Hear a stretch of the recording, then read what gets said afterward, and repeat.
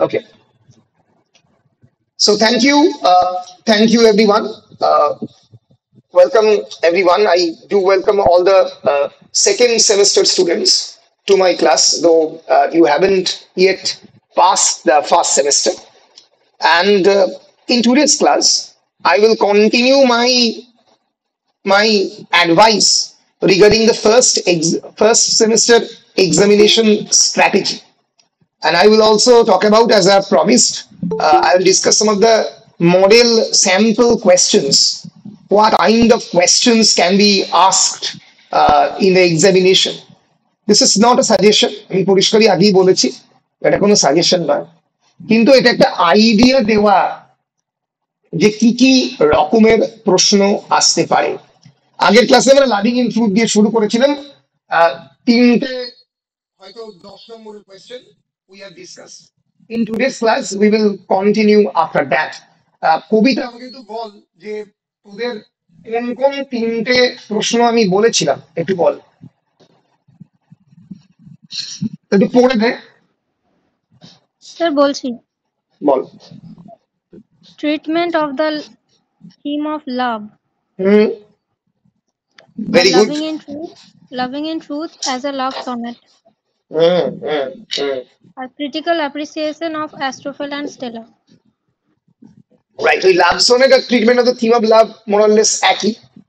আর তার সঙ্গে সঙ্গে বলেছিলাম critical appreciation of Astrophel and Stella, মানে লাভিং ইন ট্রুথের সনেট, এইগুলো বলেছিলাম, তাই তো? হ্যালো, এইগুলোই বলেছিলাম, তাই তো? এই তিনটেই বলেছিলাম। বেশ, এবার আমি আজকের ক্লাসে একটু ইলাবোরেটলি দেখাচ্ছি যে আমি ক্লাসের শুরুতেই বলেছিলাম ওই পোর্শনটা রেকর্ডেড হয়নি। আমি একটু দেখাবার চেষ্টা করছি যে how the language of the question can deceive you. D C I V, deceive মানে তোকে অনেক ক্ষেত্রে ঠকাতে পারে। তুই ভাবলি যে বলটা অ্যাকচুয়ালি আউট সুইং করে বাইরে বেরিয়ে যাবে, কিন্তু ভেতরে এসে তো স্ট্যাম্পটা উড়িয়ে দিল। এইগুলো হচ্ছে ডিসিভিং ডেলিভারি। এই একই রকম ভাবে পরীক্ষা কোয়েশ্চেনও, বিশেষ করে অনার্স এর ক্ষেত্রে বা মেজরের ক্ষেত্রে, কোয়েশ্চেন কিন্তু পোয়েট্রির ক্ষেত্রে খুব একটা বদলায় না। বদলায় না অর্থে জেনারেলি একটা পোয়েট্রি তো 16 লাইন্স, 14 লাইন্স, 18 লাইন্স, 20 লাইন্স এর কবিতা হয়। সব সব সব কবিতা তো আর প্যারাডাইস লস নয়। এর ফলে মোটামুটি যদি মাস্টার আনসার যদি তৈরি করতে পারো, একটা কবিতা যদি তুমি মোরাললেস ক্রিটিক্যাল অ্যাপ্রিসিয়েশন প্রপারলি তৈরি করতে পারো সেখান থেকে, এবং প্রত্যেকটা লাইনে যদি তুমি মানে জানো, if you know how to express yourself in your own language, if you can summarize the entire poetry, you can write the answers, তুমি উত্তর লিখতে পারবে। কিন্তু যেটা মুশকিল তৈরি করে সেটা হচ্ছে যে একই উত্তর কিন্তু প্রশ্নের ভাষা আলাদা। এটা অনার্সে র্যাম্প্যান্ট হয়, এবং আমি যেটা করার চেষ্টা করব সেটা হচ্ছে এই যে বিভিন্ন ভাষার প্রশ্নগুলোকেও তোমাদের সামনে আনার চেষ্টা করব এবং বোঝানোর চেষ্টা করব যে ল্যাঙ্গুয়েজ আলাদা হলেও কিন্তু আনসার মোরাললেস একই হবে। ঠিক আছে? আগের দিনে আমি যেটা ডিসকাস করেছিলাম, theme of love in loving in truth, what loving Philip Sidney's first poem, Loving in Truth, first poem of the sonnet sequence Astro and Stella. What is it about? তোরা কেউ বলতে পারবি যে Astrophil and Stella কি নিয়ে? Anyone from the class?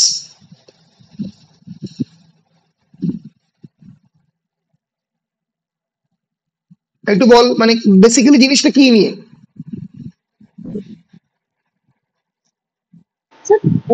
এখানে কবি যখন মেয়েটাকে ভালোবাসতেন, তো রাইট, তারাকে যেরকম আমরা কখনো ছুটতে পারবো না, সেরকমই তিনি মেয়েটাকে ভালোবেসেছিলেন কিন্তু পাননি কখনো। কিন্তু তার প্রতি রাইট, যে শ্রদ্ধা, ভালোবাসা ছিল, সেটা সবসময়ই অটুট ছিল। যেরকম একটা তারাকে আমরা যে পেলাম না বলে তার সম্বন্ধে অকথ্য কথা বলে দিলাম বা ইয়ে করে দিলাম, সেটা এখানে তিনি করেননি। যেটা পাওয়ার রাইট, নেই সেটা তিনি পাননি, যেটা ও তারাটার সাথে তুলনা করেই করেছেন। Right, right, very good. যেটা তানিয়া বললো, absolutely true. This is a poem about unrequited love. Now, let us see. This can be, in fact, asked in the question that Philip Sidney's poem is about unrequited love. Treatment of the theme of love, unrequited love. প্রত্যেকটা প্রশ্নের উত্তর এক। আনরিকুইটেড লাভ মানে কি? তোরা প্রত্যেকে জীবনে কোনো না কোনো দিন পড়েছিস, একতরফা ভালোবাসা। Of a feeling, specially love, not returned, যেটা ফেরত আসেনি। নন ট্রানজ্যাকশনাল লাভ, আনরিকুইটেড লাভ, এই কথাটা সারা জীবন মনে রাখিস। পরীক্ষার বিভিন্ন ভোকাবুলারির কোয়েশ্চেন থেকে শুরু করে ইংলিশ অনার্সের বিভিন্ন জায়গাতে তোরা পাবি that this poem is about unrequited love. Explain. So Philip Sidney's Loving in Truth, as the treatment of Philip Sidney's love in Loving in Truth, and please explain Philip Sidney's Loving in Truth as an unrequited love poem. দুটোর answer একই, কিন্তু এইটার মানে না জানলে তোরা অনেকেই ঘাবড়ে যেতে পারিস পরীক্ষার হলে। So of a feeling, especially of love not return. Apart from that, Philip Sidney's poem is also about expressing himself. It's actually a crisis of a poet. Crisis of a poet means poeter মাথার মধ্যে idea আসছে না how to express his love for the Penelope Devereux, for the woman whom he falls in love with. তার মধ্যে আসছে না how he will express, and he is that his brain is now becoming a sunburned brain. তোরা পড়েছিস, মানে প্রায় রৌদ্রতপ্ত ব্রেনের মতো তার মাথার মধ্যে তিনি ব্রেন স্টর্মিং করছেন, কিন্তু কোনো নতুন আইডিয়া, কোনো অরিজিনাল আইডিয়া তার মাথার মধ্যে আসছে না। তিনি মাথা কুটে মরছেন বিভিন্ন জায়গাতে, এবং এই যে the very helplessness of the poet. The poet is trying to express himself in the pages of the poetry, but he cannot. সে পাচ্ছে না, he is lacking original ideas. এইটা একটা এই পোয়েমের অন্যতম থিম। ফলে তোরা হয়তো অনেক ভুলে গেছিস, আমি তোদের রিমাইন্ড করে দিলাম। ফলে থিমটা মাথায় রাখলে তবেই কিন্তু আমি কোয়েশ্চেন গুলো লিখতে পারবো। এবার দেখ, আমি যে তোদের যে কোয়েশ্চেনটা প্রথম দিনকে বলেছিলাম, critically analyze Philip Sidney's treatment of the theme of love, এই কোয়েশ্চেনটা ভেরি ভেরি ইম্পর্টেন্ট। এইটাই কত রকম ভাষাতে আসতে পারে discuss the central theme of unrequited love in Sidney's Loving in Truth. How does Sidney portray the emotional struggles associated with unrequited love? এইটা তোদেরকে লিখতে হবে না, এটা আমার যেখানে লেখা আছে আমি তোদেরকে পুরোটাই দিয়ে দেবো, চিন্তার কিছু নেই, ঠিক আছে? এরপর থেকে লিখবি, এর পরের গুলো থেকে লিখবি। এখানে আমি দেখাচ্ছি যে একটা কোয়েশ্চেনের ভাষা কত রকম হতে পারে। এই একই কোয়েশ্চেন আসতে পারে, how does Sidney address the relationship between the poet and the beloved? What does this relationship reveal about Elizabethan attitude towards love and poetry? Attitude, relationship between beloved and the poet, এটাও লাভ পোয়েট্রির মধ্যেই পড়ে। একই রকম ভাবে question করতে পারে, how does Sidney's Loving in Truth reflect Renaissance ideals of love and beauty? This poem has been written during Renaissance, নবজাগরণের সময় লেখা হয়েছে, as you all know. Also, discuss the tension between idealism and realism in Loving in Truth. Same question, why?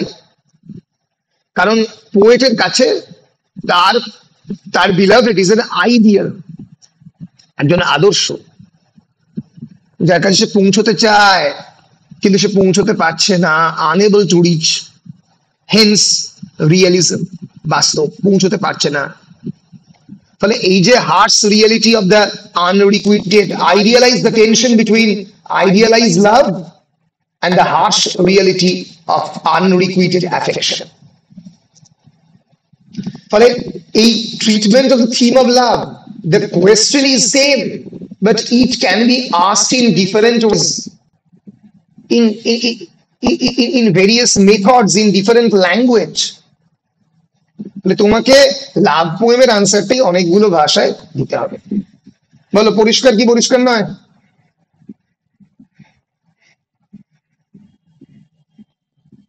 সবার কাছে পরিষ্কার তো? হ্যাঁ sir. বেশ, এরপরে সেকেন্ড কোয়েশ্চেন যেটা আমি বলেছিলাম সেটা হচ্ছে যে critical appreciation of loving in truth এছাড়া আর একটা কোয়েশ্চেন করতে পারে, লিখে রাখ, সেটা হচ্ছে Philip Sidney's loving in truth as an Elizabethan sonnet. Philip Sidney's, আমি কোয়েশ্চেন রিপিট করছি, Philip Sidney's loving in truth as an Elizabethan sonnet.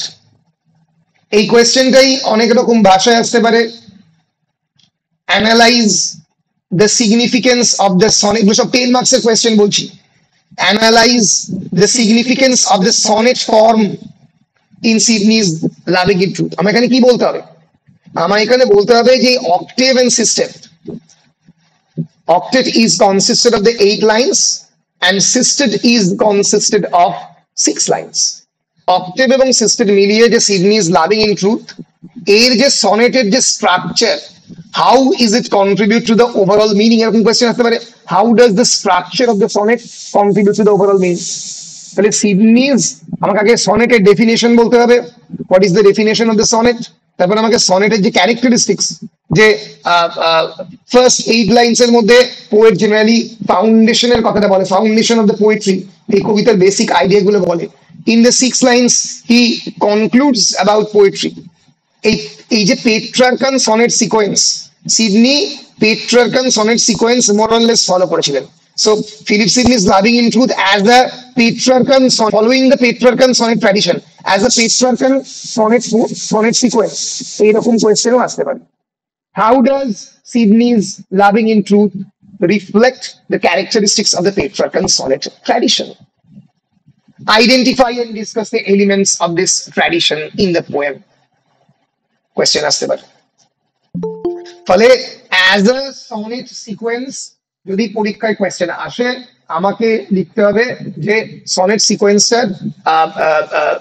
সিকোয়েন্সটা কিভাবে Philip Sidney's loving in truth sonnet হয়ে উঠছে, এটা আমাদের কিন্তু লিখতে হবে। আচ্ছা, প্রত্যেককে বলছি যে ধরা যাক এরকম হলো যে কোনো কোয়েশ্চেন আমি তোমরা পেলে না, মানে কোনো কোয়েশ্চেন সেক্ষেত্রে আনসার তোমরা লিখতে পারছো না, কোনো কোয়েশ্চেন মনে হচ্ছে পরীক্ষায় ইম্পর্টেন্ট, হয়তো স্যার বা ম্যাডাম দেয়নি বা আমরাও আলাদা করে দিইনি, সেই কোয়েশ্চেন বা কোনো বইতেও নেই, আমাকে একটু বলবে, আমি চেষ্টা করব সেটা লিখে দেওয়ার, ঠিক আছে? কোনো কোয়েশ্চেন যদি মেটেরিয়াল হাতের কাছে না থাকে আমাকে একটু বলবে, কোয়েশ্চেনটা বলবে এবং সেটা গ্রুপে লিখে দেবে, তারপরে আমি চেষ্টা করব সেটাকে টাইম থাকলে সেটাকে লিখে দেওয়ার, ঠিক আছে? কিন্তু চেষ্টা করো, মানে তোমাদের মূল কাজ হবে কি, তোমাদের মূল কাজ হবে একটা রুটিনের মধ্যে এই মডেল কোয়েশ্চেনস গুলোকে ঢোকানো। এই যে ইম্পর্টেন্ট যে কোয়েশ্চেন গুলো সেগুলো প্রতিটা রুটিনের স্লটে ঢোকানো এবং ঢুকিয়ে সেই কোয়েশ্চেন গুলোকে তৈরি করা, না পেলে আমাকে বলা, এবং কত রকমের কোয়েশ্চেন আসতে পারে সেই সম্পর্কে সচেতন থাকবে। এটা কেন? তার কারণ যত রকমের কোয়েশ্চেন তুমি দেখবে চোখে, এই যে জয়েন্ট এন্ট্রান্সে বিভিন্ন ধরনের লোকে কোয়েশ্চেন সলভ করে, কারণ জয়েন্টে তো কোয়েশ্চেন কমন পড়ে না, নিচে কোয়েশ্চেন কমন পড়বে না, তাহলে কি আসবে? আমি যে যত রকমের কোয়েশ্চেন দেখবো আমার কনসেপ্ট ক্লিয়ার হবে যে কত রকমের আসতে পারে। অনার্সেও তাই, একই কোয়েশ্চেন আসবে কিন্তু ডিফারেন্ট ল্যাঙ্গুয়েজে, কিন্তু আমাকে একটু দেখে বুঝতে হবে যে কোন ল্যাঙ্গুয়েজে আসতে পারে। বল, পরিষ্কার? বেশ, আচ্ছা, এই সব কোশ্চেনের অ্যানসার গুলো কি আলাদা আলাদা হবে নাকি সেম অ্যানসারটাকে একটু চেঞ্জ করে কোশ্চেনটার সঙ্গে এঙ্গেজ করে দিলে হবে? এক্স্যাক্টলি, তুই যেটা বললি সেটাই। সে দেখ, পোয়েট্রির ক্ষেত্রে ভালো করে বুঝে নে, এই যে 10টা পোয়েট্রি আছে, আমি মোরাললেস শিওর এটা কোনোটাই হিউজ সাইজ পোয়েট্রি নয়, কোনোটাই বড় সাইজ নয়। এই পোয়েট্রি গুলোর ক্ষেত্রে ভিতরের answer, main body of the answer, they will be same. তুই যদি প্রত্যেকটা পোয়েট্রি থেকে 2টো বা 3টে কোটেশনস মুখস্থ করে যাস, যে কোনো আনসারের ভিতরেই সেই কোটেশনস গুলোকে পুট করে দিতে পারবি, ঢুকিয়ে দিতে পারবি, পরিষ্কার, একদম ক্লিন অ্যান্ড ক্লিয়ার। কেবলমাত্র ইন্ট্রোডাকশন এবং কনক্লুশন গুলো যে আনসার চেয়েছে সেই আনসারের মতো করে দিতে হবে, এই হচ্ছে বিষয়। এবার কোন কোন ক্ষেত্রে মানে ধরা যাক কোয়েশ্চেন এলো এই যে এলিজা সনেট সিকোয়েন্স আর তুই লাভ করে গেছিস, ঠিক আছে, এবার তোকে শুরুতে তো ন্যাচারালি এলিজাবেথন সনেট সিকোয়েন্স নিয়ে বলতে হবে যে what is Elizabethan sonnet, what is Petrarchan sonnet, এটা বললি, বলার পরে তুই ডাইরেক্টলি চলে এলি এই পোয়েমটা কিভাবে সনেট সেটা দেখানোর জন্য। এবার সেটা পোয়েমটার বেসিক থিম তো লাভই, মোরাললেস love. So the main theme of the sonnet is love সেটা বলে, এবং এলিজাবেথন সনেট সিকোয়েন্সে লাভকেই সেলিব্রেট করা হতো। কি সেলিব্রেট করা হতো? About the immortality of the love. Poet কি করে তার বিউটিকে ইমমর্টালাইজ করবে তার পোয়েট্রির মধ্যে, এবং সিডনিও সেটাই চেষ্টা করছে কবিতা লিখতে, কিন্তু কবিতাটা আসছে না। এই জিনিসটা বলে তুই সরাসরি লাভ পোয়েট্রিতে চলে গেলি। বুঝতে পেরেছিস? এই এই খেলাগুলো, এই কায়দাগুলো মোটামুটি যদি করতে পারো, এবং তার জন্য কি করতে হবে, তার জন্য তোমাকে একটু লিখে লিখে প্র্যাকটিস করতে হবে। যে কোয়েশ্চেনটা তৈরি করেছো, তাহলে তুমি তৈরি করেছো কেবলমাত্র ক্রিটিক্যাল অ্যাপ্রিসিয়েশন, তুমি তৈরি করেছো কেবলমাত্র লাভ পোয়েট্রি অ্যান্ড ক্রিটিক্যাল অ্যাপ্রিসিয়েশন। সেখান থেকে আমি কেমন করে এলিজাবেথন সনেট সিকোয়েন্সটা করতে পারবো, তার জন্য আমাকে ইন্ট্রোডাকশন কনক্লুশনটা আলাদা করে রেডি করতে হবে। এইটা আমাকে তৈরি করে রেখে দিতে হবে। আর একটা কোয়েশ্চেন, এই কোয়েশ্চেনটা আমি আগের দিন বলতে ভুলে গেছিলাম, 4 নম্বর কোয়েশ্চেন লিখে রাখ। এই কোয়েশ্চেনটা পরে কিন্তু মোরাললেস একই আনসার হবে, কারণ এটাই এই পোয়েমের main theme. Explore the interplay, 4 নম্বর question, explore the interplay between creativity, creativity মানে সৃজনশীলতা, creativity and authenticity, creativity and authenticity in Sydney's loving in truth. এখানে এই কোয়েশ্চেনের মানেটা কি? এই কোয়েশ্চেনের মানেটা হচ্ছে বেসিক্যালি ওই একই কোয়েশ্চেনেরই কন্টিনিউ করে আমি বলে দিয়েছি। How does the speakers, how does the speakers struggle to write honestly. তো লিখতে পারছে না, ও তো লিখতে চেষ্টা করছে honestly, but is unable to execute that idea. How does the speaker struggle to write honestly affect his poetic expression? How does the speaker struggle to write honestly affect his poetic expression? ফলে স্পিকারের যে honestly লেখার যে মানে যে মানে struggle, সেটা তার কেমন করে তার পোয়েটিক এক্সপ্রেশনকে সে যেটা লিখতে চাইছে সেটা কেমন করে হল্ট করছে, তার মাথার মধ্যে আইডিয়া আসছে না। এই যে interplay and the conflict between creativity, সৃজনশীলতা, এবং তার ভিতরের মনের ভাব প্রকাশ করতে না পারার ক্ষমতা, অথেন্টিসিটি, এই দুটোর মধ্যে conflict is the main theme of the poem. এটা অনেকটা লাভ পোয়েমের কাছাকাছি, তার ভালোবাসাকে এক্সপ্রেস করতে পারছে না, কিন্তু এই যে পোয়েটিক ক্রাইসিস, পোয়েটিক স্ট্রাগল, এইটাও কিন্তু প্রশ্নের মধ্যে পড়ে। ফলে এইটাও একটা ইম্পর্টেন্ট কোয়েশ্চেন। পরিষ্কার?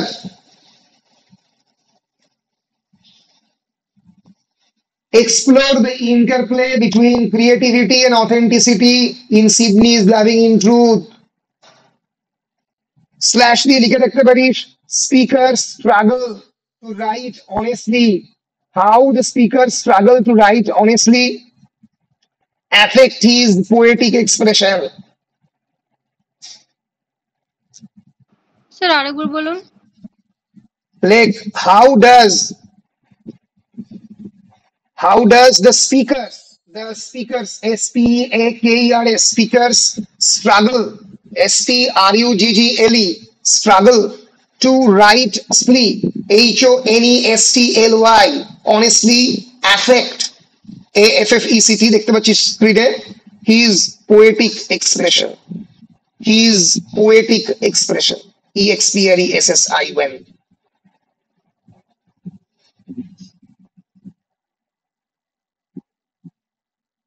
ক্লিয়ার?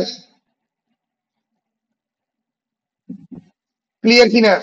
এইটারই আর একটা অন্য রকমের প্রশ্ন, মানে একই প্রশ্ন, how does loving in truth illustrate Sidney's views on the purpose and power of poetry, কবিতার ক্ষমতা, purpose and power of poetry, একই একই সেম কোয়েশ্চেন, আর উত্তরও এক হবে কিন্তু অন্য ভাষায়।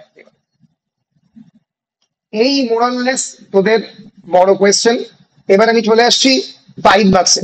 তাহলে মোটামুটি এই হচ্ছে বড় কোয়েশ্চেন, একটাই উত্তর, তার ইন্ট্রোডাকশন এবং কনক্লুশন বাকিগুলো পাল্টাতে থাকবে। 5 মার্কসের কোয়েশ্চেন গুলো একটু এক্সপ্লেনেশন বেসড হতে পারে, লাইন তুলে দিতে পারে, ঠিক আছে? কিরকম হতে পারে 5 মার্কসের কোয়েশ্চেন আমরা দেবো, আমি 4-5টা কোয়েশ্চেন আইডেন্টিফাই করেছি, you can see on your screen.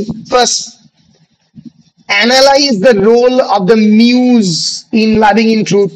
How does the invocation of the muse shape the speaker's poetic journey and his expression? তোরা ছোট করে লিখতে পারিস role of the muse in loving in truth। 5 নম্বরের প্রথম question, role of the muse in loving in truth। Muse কি? What is the muse? বল muse কি? কাব্যের দেবতা। কবিতার অধিষ্ঠাত্রী দেবী হচ্ছে muse, according to the Greek and the Roman mythology, that is muse. এবার এবার এই যে মিউজ, এই মিউজ এই কবিতাতেই যে source of inspiration, guiding genius, তোরা যেটা বলছিস কাব্য বা কবিতার দেবতা হচ্ছে মিউজ। এবার এই কবিতাতে মিউজ কে? মিউজ দ্য বিলাভেড, এবং সে বিলাভেড কে তার সঙ্গে সঙ্গে অফকোর্স মিউজ কে কবিতার অধিষ্ঠান দেবীকে বলছে, ইনভোক করছে, ইনভোকেশন মানে ডাকছে, যে আমাকে তুমি প্রপার ওয়ার্ড দাও, শব্দ দাও, যাতে আমি আমার এই পোয়েটিক জার্নি কমপ্লিট করতে পারি। এনশিয়েন্ট পোয়েট্রির নিয়ম অনুযায়ী যে কোনো একজন পোয়েট শুরুতে কবিতার অধিষ্ঠাত্রী দেবীকে ডাকেন। কেন ডাকেন? যাতে তাকে ইন্সপায়ার করে এবং তাকে তারা ক্লিয়ার ওয়েতে সে পোয়েট্রি লিখতে পারে, সেজন্য ডাকছে কবিতার অধিষ্ঠাত্রী দেবীকে। এবং এবং কেমন ভাবে ডাকছে ইনভোকেশনটা, সেটা 5 নম্বরের কোয়েশ্চেনে পড়লো। আচ্ছা, 5 নম্বর কোয়েশ্চেনে পড়বেই, যেটা পড়তে পারে না হাই সম্ভাবনা লাইন তুলে প্রশ্ন, এটা খুব important line. What does Philip Sidney mean by inventions in studying inventions fine? What does Sir Philip Sidney mean by invention? Mean by the word invention in studying inventions fine? Studying inventions fine মানে অন্য কারোর কবিতা পড়ছে, inventions মানে invented poetry, যেটা অন্য মানুষের মাথা থেকে উদ্ভূত ধারণা, আবিষ্কার অন্য কারো। স্টাডিং ইনভেনশনস ফাইন মানে কি? ব্রিলিয়েন্ট পোয়েট্রি যেগুলো আগে লেখা হয়েছে সেগুলো পড়ছে, যাতে সেখান থেকে আইডিয়া পায়। তো সেটা লিখতে হবে যে how is poet trying to inspire himself by reading the poems and the poetry of the other poets, and does it inspiring him? The answer is no. তারপরের কোয়েশ্চেন আসতেই পারে, explain the following line, explain the following line. Invention, এখান থেকে দেখে দেখে লিখে দে, invention, nature styled, fled, saved them, study blows, invention খুব ইম্পর্টেন্ট কোয়েশ্চেন আসে স্যার পরীক্ষায়। আগের কোশ্চেন করবো বলুন 2 নম্বরটা। 2 নম্বরটা কোয়েশ্চেনটা হচ্ছে what does Sir Philip Sidney mean by, what does Sir Philip Sidney mean by inventions, INVENTIONS, inventions in studying inventions fine? Studying inventions fine হচ্ছে কবিতার line, STUDYING, inventions INVENTIONS fine। এতে ইনভেনশনস শব্দের মানে কি? ঠিক আছে, মানে অলরেডি বলে দিয়েছি যে নতুন মানে অন্যান্য বিভিন্ন পোয়েটের কবিতা পড়া। হয়েছে? 2 নম্বরটা হয়েছে? বল। হ্যাঁ স্যার। বেশ, তাহলে 3 নম্বরে যাচ্ছি। 3 নম্বরটা হচ্ছে explain the following line, invention, nature styled. আগে কোয়েশ্চেন লিখে নে, তারপরে এক্সপ্লেন করছি। ইনভেনশন কমা দিয়ে nature styled, NATURE', nature's child. Fled, FLED, fled, fled মানে পালিয়ে যাওয়া।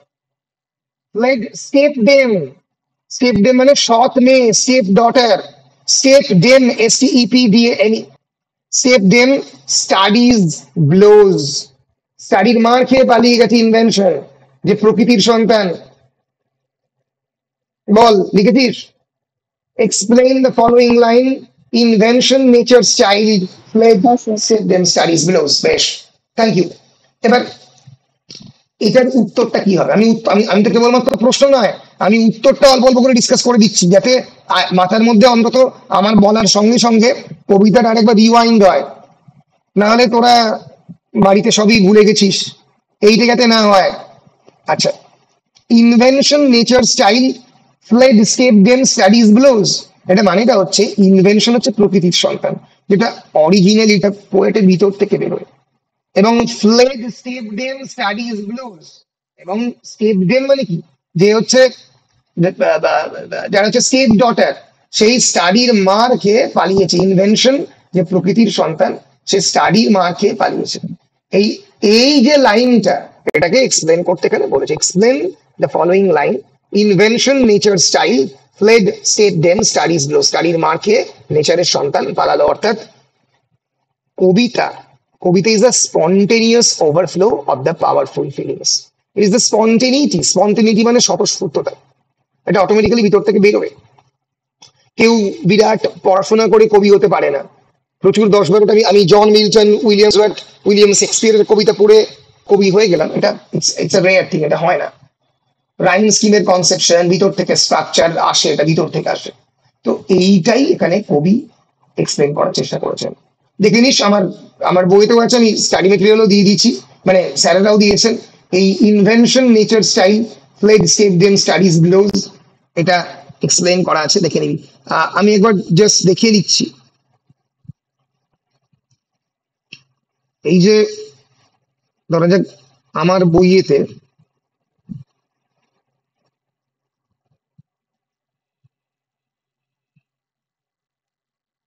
বা ইন জেনারেল যে কোনো বইতে এই যে এক্সপ্লেনেশন গুলো লাইনে করা আছে না, paragraph wise explanation of the poem, line 1 to 4, loving in truth, ফেন ইন ভার্স, এখানে আমি এক্সপ্লেন করছি এই লাইনগুলো। এই যদি প্রত্যেকটা লাইনের আমি এক্সপ্লেনেশন মোরাললেস পড়ে যাই, ঠিক আছে, তাহলে যেখান থেকেই মোটামুটি কবিতা আসুক না কেন, এক্সপ্লেনেশন দ্য লাইন 9 to 14 আমি কিন্তু মোরাললেস লিখতে পারবো। ওই জন্যই studying explanation and the theme of the poem, unrequited love and longing, এই জিনিসগুলো কিন্তু পড়াটা এই কারণেই দরকার, কারণ আমি যে কোনো প্রশ্নের উত্তর লিখতে পারবো তাই। ক্লিয়ার? আচ্ছা আচ্ছা, 5 নম্বরের প্রশ্ন 4 নম্বর। আগে প্রশ্নটা বলে দিই। discuss the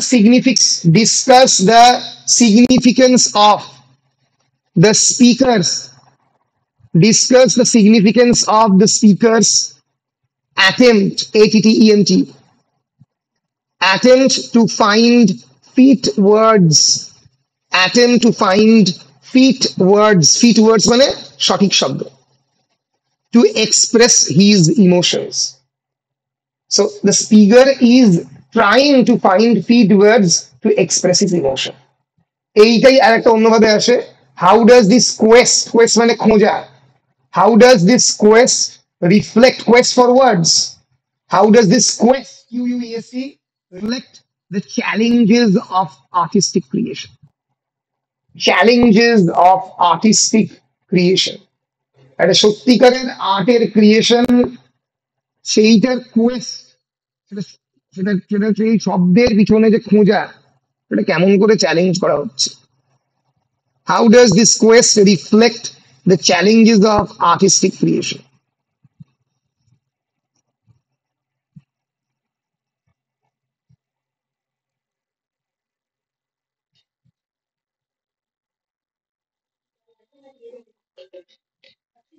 জল আছে, জল আছে। So how does this quest reflect the challenges of the artistic creation? অর্থাৎ পোয়েট চেষ্টা করছেন ফিট ওয়ার্ডস খুঁজে বের করার। ওষুধ খেয়ে নিন এক সেকেন্ড, থ্যাংক ইউ। পোয়েট চেষ্টা করছেন, he is attempting to find fit words to express his emotions, but he is cannot. সেইটা লিখতে হবে। দেখবি প্রশ্নগুলো মোরাললেস একই, উত্তরগুলো হয়তো কাছাকাছি এক, কিন্তু ওই মানে তোর যে ওয়ার্ড গুলো কোট করে দেবে সেটা আলাদা। এই কোয়েশ্চেনের উত্তর একই উত্তর এটা হবে, analyse the significance of the phrase. আচ্ছা 4 নম্বর প্রশ্নটা হয়েছে রেখা? হ্যাঁ স্যার। বেশ, 5 নম্বর প্রশ্নে যাচ্ছি। Analyse the significance of the phrase, analyse the significance of the phrase sunburnt brain, sunburnt, sunburnt brain, সূর্য তপ্ত বা সূর্যের পুড়ে যাওয়া brain. Analyse the significance of the phrase sunburnt brain in the sonnet. Okay, analyse the significance of the poem. Bashir বলছে আমার ফোনে charge নেই, প্রশ্নগুলো ইউটিউবে লিখে নেবো, ঠিক আছে, কোনো অসুবিধা নেই, ঠিক আছে, লিখে নেবে, কোনো অসুবিধা নেই। So how does the phrase sunburnt brain, the significance of the phrase, sorry, analyze the significance of the phrase sunburnt brain in the sonnet loving in truth. এই যে ফ্রেজটা sunburnt brain, যে সূর্যতপ্ত ব্রেন, তার মধ্যে মানে sunburnt মানে কি, barren brain. সূর্যতত্ত্ব মানে কি, মানে পুরোপুরি পুড়িয়ে দিয়েছে সূর্য, সেই ব্রেন থেকে কিছু বেরোচ্ছে না, কিছু বেরোচ্ছে না। ফলে the poet is lacking that imagination, তার কথা পোয়েট বলছে। Okay, so analyze the significance of the phrase sunburnt brain in the poet in the sonnet। এই কোয়েশ্চেনটা একটু অন্যরকম ভাবে আসতে পারে, how does it contribute to the portrayal of the speaker's struggle, how does it contribute to the, কেমন করে এটা কন্ট্রিবিউট করছে, how does it contribute to the portrayal of the speaker's struggle, স্পিকারের যে struggle to express his poetic emotion, সেটা কেমন করে express হচ্ছে এখানে।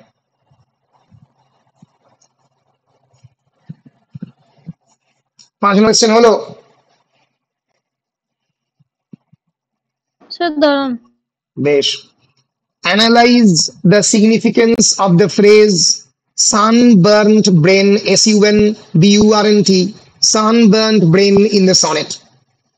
How does it contribute to the, how does it contribute to the portrayal, portrayal, প্রত্যেককেই বলছি লে, কেন লিখবি, কারণ সব কটা কোয়েশ্চেন আমি হয়তো আমার এখানে নেই, আমি কিছু মুখে বলবো, ফলে একটা জায়গায় পুরোটা থাকবে, বুঝতে পেরেছিস? এই একদম পুরোপুরি রুটিন হিসেবে ইউজ করা যাবে, ওটাই পুরোপুরি সবাইকে আমি দিতেও পারবো তোদের মেজরের স্টুডেন্টদের। ফলে প্রত্যেককেই বলছি, কেউ মানে কেবলমাত্র 4 জনকে আমি দায়িত্ব দিচ্ছি বলে 4 জন নয়, সবাই লেখো, খাতায় থাকলে তবেই মাথায় থাকবে, ঠিক আছে? ফলে সবাই লিখে নাও, অন্যগুলো তো লিখতে বলি না, এই কোয়েশ্চেন গুলো লিখে নে, কারণ আমার কাছে এক জায়গায় সবকটা লেখা নেই, হয়তো কিছু কিছু আমি লিখবো, কিছু কিছু মুখে বলবো, তাহলে একটা জায়গায় করা দরকার। হয়তো 5 নম্বর প্রশ্ন হয়ে গেছে, কবিতা তানিয়া হয়েছে বাবা? বেশ বেশ, ঠিক আছে। এরপরে 6 নম্বরটা মোরাললেস একই, তাও লেখ, how does the conflict between, how does the conflict between invention, invention and nature, how does the conflict between invention, invention মানে আবিষ্কার করা, অরিজিনাল, আর নেচার মানে যেটা পড়ছে প্রকৃতি থেকে, মানে যেটা চারপাশে রয়েছে, nature, reflect the speaker's internal struggle. কবিতা, একজন কবি তো কবিতা লিখতে চেষ্টা করছে, সে লিখতে পারছে না, তার মধ্যে অরিজিনাল আইডিয়াস আসছে না, তার যে স্ট্রাগল সেটাই সে এক্সপ্রেস করছে। How does the conflict between invention and nature reflect the speaker's internal struggle. How does the conflict between invention and nature reflect the conflict between invention and nature reflect the speaker's internal struggle?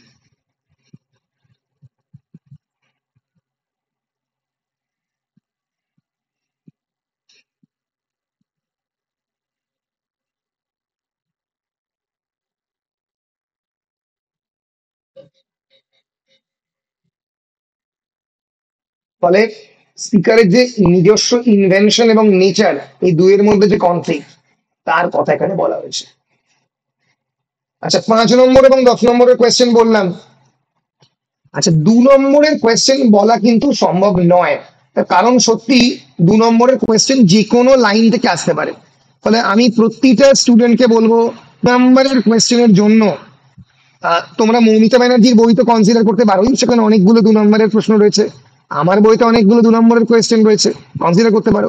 কিন্তু সবচেয়ে যেটা interest বা ভালোভাবে 2 নম্বরের প্রশ্নের জন্য, যদি তোমরা কবিতাটা খুব ভালো করে পড়তে পারো। দাঁড়াও, এই যে আমার বইতে প্রতিটা লাইনেই আর কি, এই যে কবিতাটা, প্রতিটা শব্দের মানে এবং প্রতিটা ফ্রেজ, এই যে knowledge might pity win and pity grace often question নিল।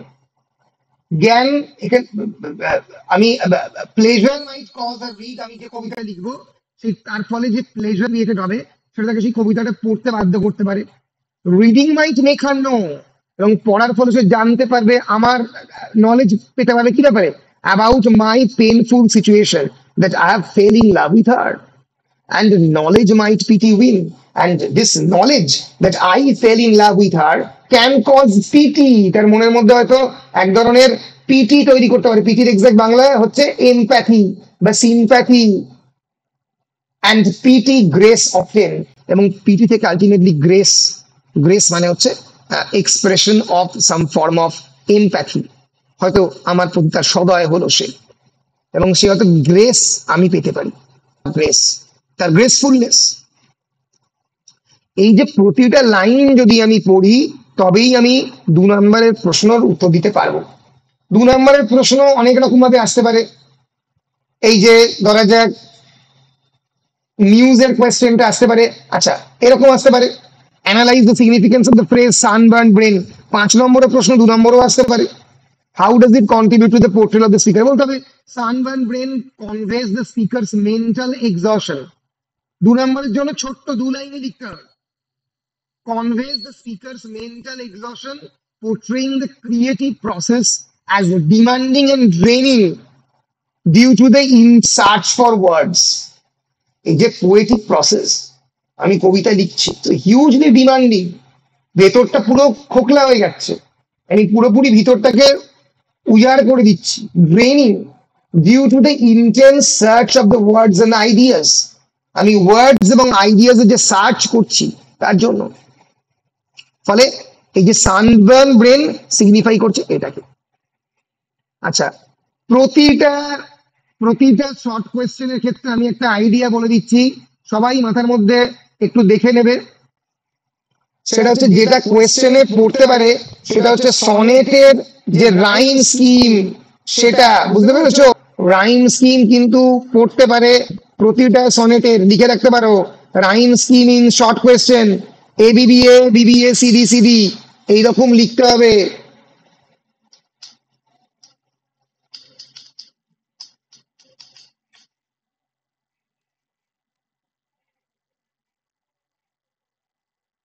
দাঁড়া,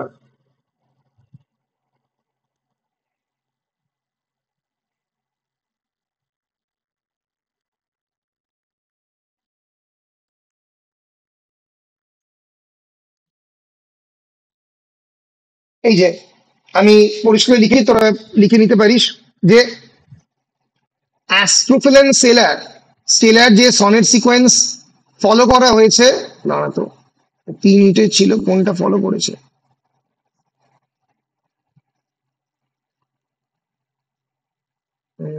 স্টেলার সনেট ইউজ, ফার্স্ট সনেটটা এই সনেট স্কিম ইউজ করেছে।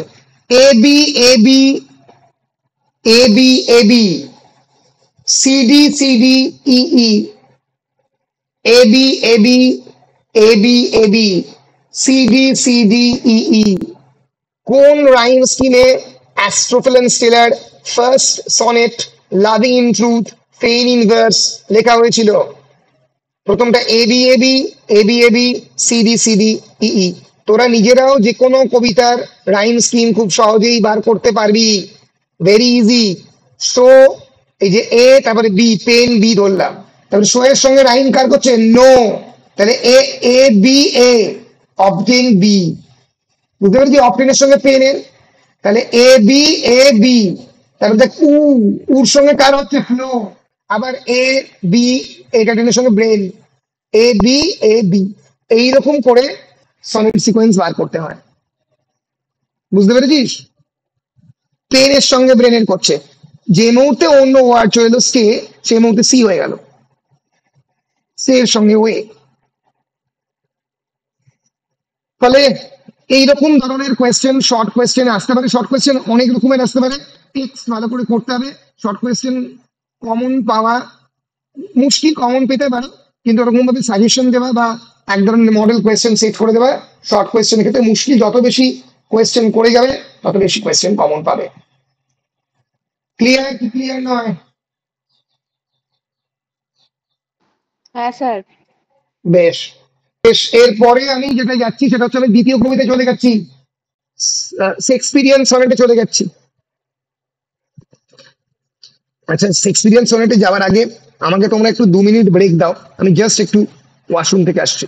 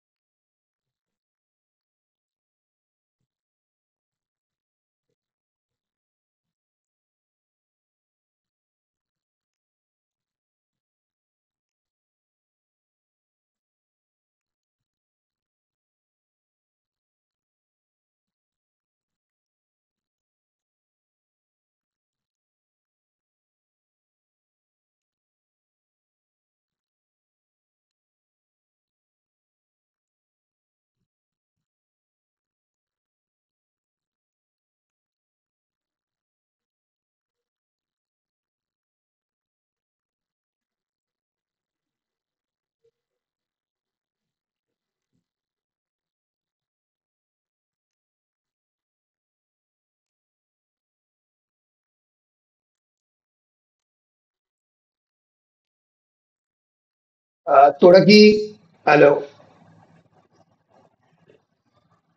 হ্যালো, হ্যাঁ স্যার বলুন। তোরা আমাকে শুনতে পাচ্ছিস? হ্যাঁ স্যার। এবং দেখতেও পাচ্ছিস?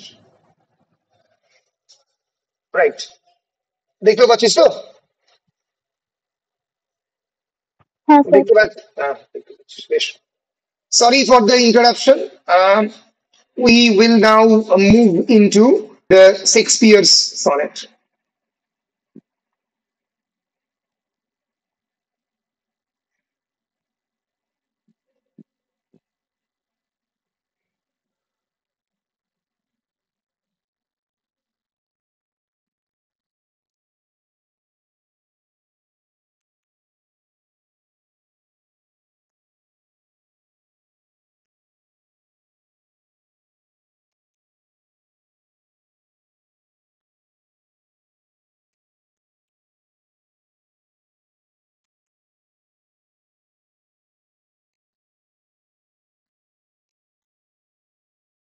বেশ, এবার আমরা শেক্সপিরিয়ান সনেট সিকোয়েন্সে যাব এবং আহ, এই এই সনেট সেট কিছু 10 মার্কসের কোয়েশ্চেন প্রথমে আলোচনা করব এবং তারপরে আমরা 5 মার্কস কোয়েশ্চেন নিয়েও আলোচনা করব। বেশ, চলো।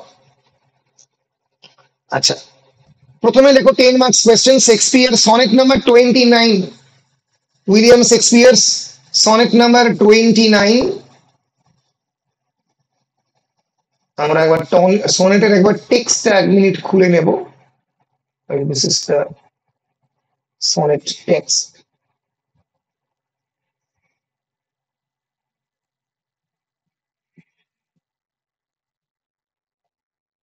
Sorry,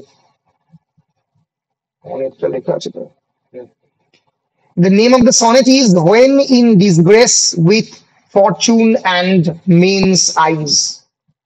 Sonnet number 29, When in Disgrace with Fortune and Men's Eyes. Acha. The first question is uh, explain the central theme of, এখানে পুরো সেন্ট্রাল থিম দেয়া নেই, আমি কোয়েশ্চেনে বলে দেবো। Explain the central theme of বলে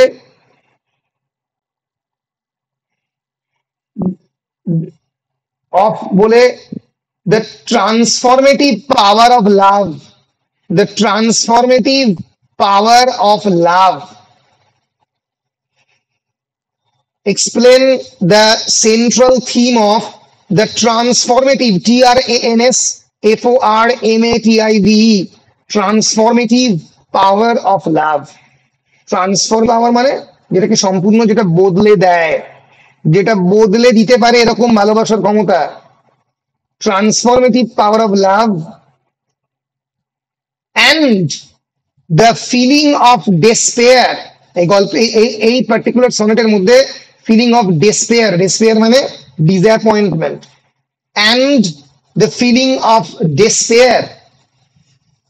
ডেসপেয়ার মানে হতাশ হয়ে পড়া, and the feeling of despair in the face of adversity. Explain the central theme of the transformative power of love and despair in the face of adversity. Adversity মানে অর্থাৎ বাধা বিপত্তি, তার সামনে যে despair, as reflected in sonnet number 29 by William Shakespeare. As reflected in the sonnet number 29 by William Shakespeare. The question টা আমি বলেই দিলাম, transformative theme of love and despair in the face of adversity, which is the central theme of the sonnet number 29. সেইটা Shakespeare তার পুরো কবিতা জুড়ে কেমন করে দেখিয়েছেন। এই কোয়েশ্চেনটা এরকম ভাবেও পড়তে পারে, থিমের উল্লেখ নয়। Explain the central theme of sonnet number 29 and provide examples from the text to support your interpretation. তোমার নিজের ব্যাখ্যা টেক্সট থেকে দাও, এবং তখন তোমাকে এই পুরো মানে এন্টায়ার পোয়েমটাকে এক্সপ্লেন করতে হবে।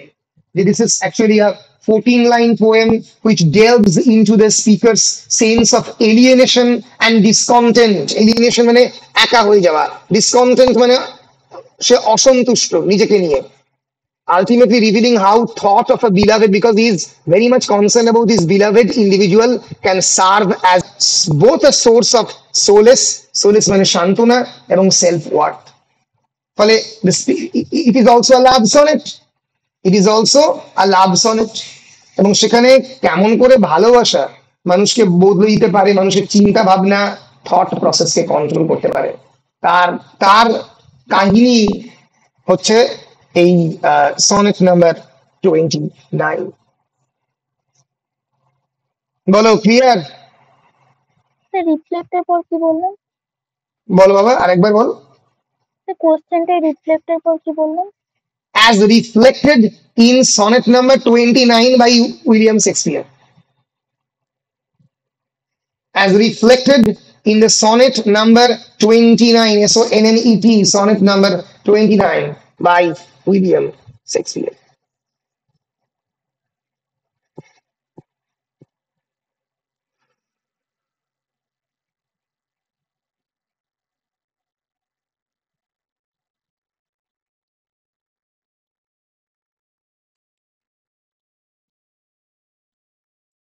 হয়েছে?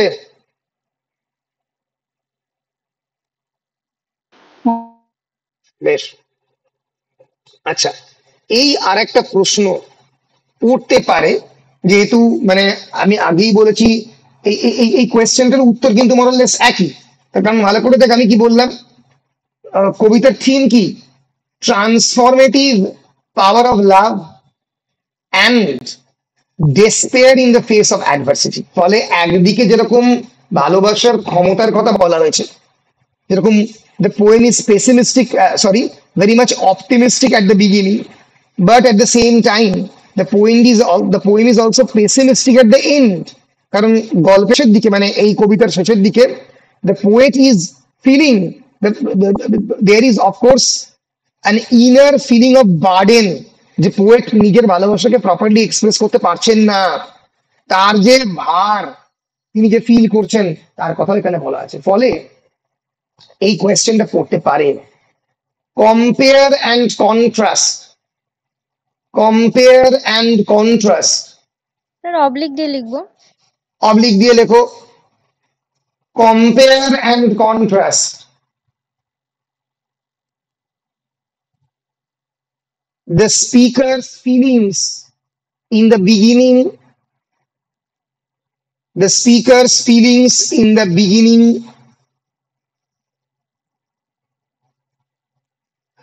and the end of the sonnet.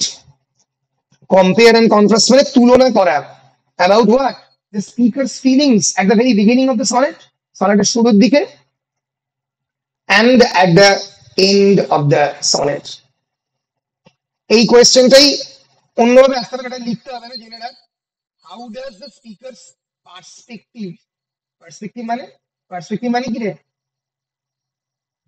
তার যে ধারণা, তার যে নিজস্ব ধারণা কোন একটা বিষয় সম্পর্কে, ধরো যে একটা ধারণা রয়েছে তোদের সম্পর্কে, how this entire perspective of the speaker actually change, এইটাই তো চেঞ্জ হচ্ছে, স্পিকারের feeling at the very beginning and at the end of the sonnet, how this very perspective change and what causes this shift in attitude, and what causes this shift in attitude, এবং shift in attitude টা কিসের ফলে হলো।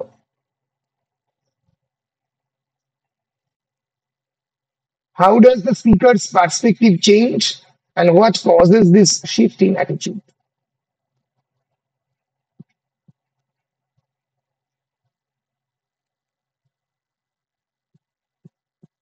ঠিক আছে, লিখেছিস? বেশ, perspective change, তারপর দাঁড়া, what causes, how does the speaker's perspective change and what causes, and comma দিয়ে, and what causes, CAUSES, this shift in attitude, and what causes this shift in attitude, এবং কি এই অ্যাটিটিউড শিফটের কারণ। লিখতে হবে কি, যে the speaker at the very beginning expresses his feelings of disgrace, inadequacy and despair. শুরুতে despair, সরি ভুল বলেছি, শুরুতে despair এক্সপ্রেস করেছে, while by the conclusion his perspective has shifted to one of contentment, gratitude and a heightened sense of self-worth. সে বুঝতে পেরেছে যে ভালোবাসার কতটা ইম্পর্টেন্স, তার ফলে তার মধ্যে সন্তুষ্টি এসছে, সে গ্রেটফুল হতে শিখেছে, এবং তার মধ্যে একটা heightened sense of self satisfaction তৈরি হয়েছে। ওকে, এইটাই তোকে বলতে হবে বা লিখতে হবে। ফলে এইটা এখানে লেখা আছে, ঠিক আছে? ফলে এইভাবে তোকে কিন্তু মানে এক্সামিনেশনের জন্য প্রিপারেশন নিতে হবে। এই দুটোই প্রশ্ন আমি বলবো। আচ্ছা, আর একটা প্রশ্ন, এই দুটোই প্রশ্ন, এই প্রথম প্রশ্নের সঙ্গে ওই থিম অফ লাভের সঙ্গে স্ল্যাশ দিয়ে লিখে রাখ critical appreciation of sonnet number 29, ওই পুরো সনেট নাম্বার 29 এর ক্রিটিক্যাল অ্যাপ্রিসিয়েশনটা, কথাটা আমি বারবার আর বলছি না, ওটাই হচ্ছে মাস্টার আনসার মোটামুটি, ঠিক আছে? 10 নম্বরের এই দুটোর বেশি প্রশ্ন করতে হবে না। আচ্ছা, 5 নম্বরে এই কোয়েশ্চেনটা পড়তে পারে, এটা বহু জায়গাতেই পড়ে, এটা আমি তোদের দিচ্ছি। আচ্ছা, কাপলেট কাকে বলে তোর কি জানিস? What is couplet? COUPLET। জোড়া। হ্যাঁ, কাপলেট মানে হচ্ছে বেসিক্যালি তোরা বলছিস জোড়া, কাপলেট মানে হচ্ছে দুটো line, of a pair of successive lines of verse is known as couplet. Okay, In poetry, a couplet is a pair of successive pair of verse lines in rhyme and in the same meter. এবার তোদেরকে একটু বুঝিয়ে দিচ্ছি যে Shakespearean sonnet কি করে এই Petrarchan বা স্পেন্সারিয়ান বা সিডনির সনেটের থেকে আলাদা। কারণ শেক্সপিয়ার তার লাইফে এই যে couplet written in iamb pentameter at the end of his sonnet, তারা শেক্সপিয়ারিয়ান সনেট।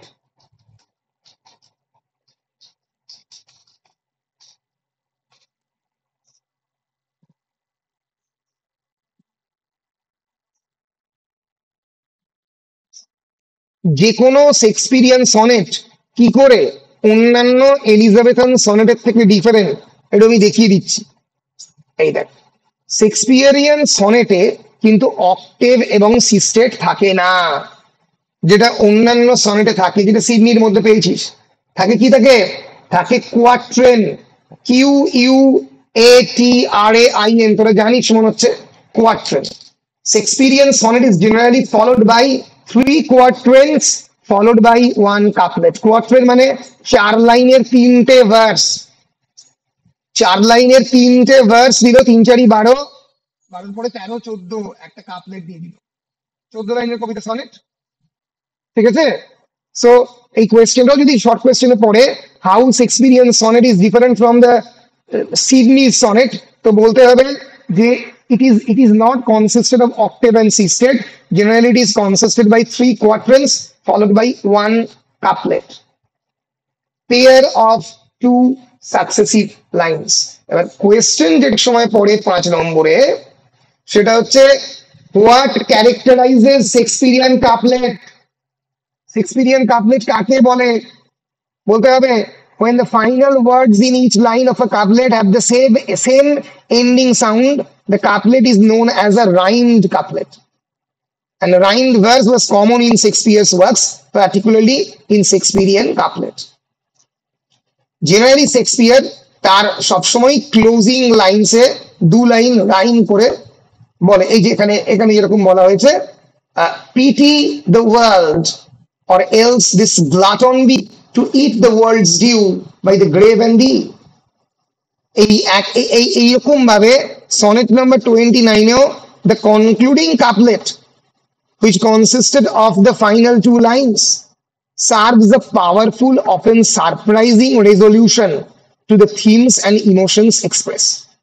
এখানে একটা থিম, একটা চেঞ্জ এসছে। কি চেঞ্জ এসছে আমরা লাইনটাকে দেখে নেব। For thy sweet love remembered such wealth brings. তোমার এই যে সুইট লাভ, তোমার এই যে ভালোবাসা, which is so sweet, মনে রাখতে পারি, লাভ রিমেম্বার, আমি যদি মনে রাখতে পারি, such wealth brings, এটা এত ধরনের ওয়েলথ। ওয়েলথ মানে কেবলমাত্র টাকা পয়সা নয়, ওয়েলথ মানে mental wealth, psychological wealth. wealth brings that then I scorn to change my state with kings. এত বেশি ওয়েলথ আসবে যে আমি রাজারাজরাদের পজিশনের সঙ্গে আমার, আই স্কর্ন টু চেঞ্জ, রাজারাজদের পজিশনের সঙ্গে আমার পজিশন চেঞ্জ করবো না। আই স্কর্ন মানে আই হ্যাড টু চেঞ্জ। ফলে দো throughout the first 12 lines the speaker expresses his feelings of disgrace, inadequacy and despair, যে ভালোবাসা আসলে ডিসগ্রেস, ইনঅ্যাডিকুয়েসি দিচ্ছে, ডেসপেয়ার দিচ্ছে, কিন্তু সনেট 29 শেষ হচ্ছে সেরকম একটা মিস্ত্রি স্পিকারের অ্যাটিটিউড দিয়ে, যে for thy sweet love remember. শেক্সপিয়ারের সনেট স্ট্রাকচারটা কিভাবে আলাদা, ওটা আরেকবার বলে দিন। হ্যাঁ, it is followed by 3 quatrains and 1 couplet. 3 quatrains, এই যে দেখ, the variation of the sonnet form that Shakespeare used dash there comprised of 3 quatrains and a concluding couplet. And a concluding couplet. Rhymes কিন্তু লিখে নে, A B A B C D C D E F E F, আগের থেকে A B A B C D C D। এবং definitely যে কোনো একটা rhyme scheme নিয়ে শর্ট কোয়েশ্চেনে 2-3টে শর্ট কোয়েশ্চেনে পড়বেই যে শেক্সপিয়ারিয়ান সনেট কোন রাইম স্কিমে লেখা। A B C D C D E F G G, G G হচ্ছে কাবলেটটা, ওটা সম্পূর্ণ different.